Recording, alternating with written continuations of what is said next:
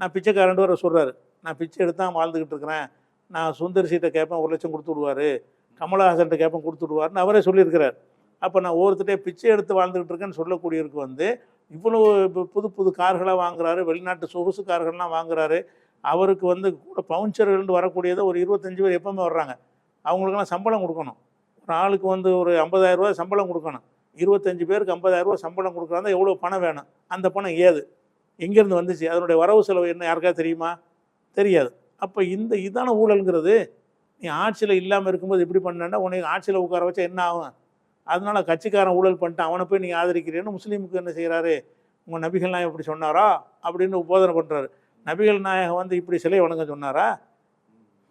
நபிகள் நாயகம் வந்து இது தமிழில் பேரை வச்சுக்கன்னு சொன்னாரா? நபிகள் நாயகம் வந்து தனி இடுகாடு அமைச்சிட்டு போன்னு சொன்னாரா? அழைக்கிற முருகன் சொன்னார், முப்பாட்ட முருகன் சொன்னாரா? அப்போ நபிகள் நாயகத்தை இழுத்து என்ன செய்கிறாருன்னு கேட்டால் இஸ்லாமியர்களை தவறான வழிக்கு அழைக்கிறார்.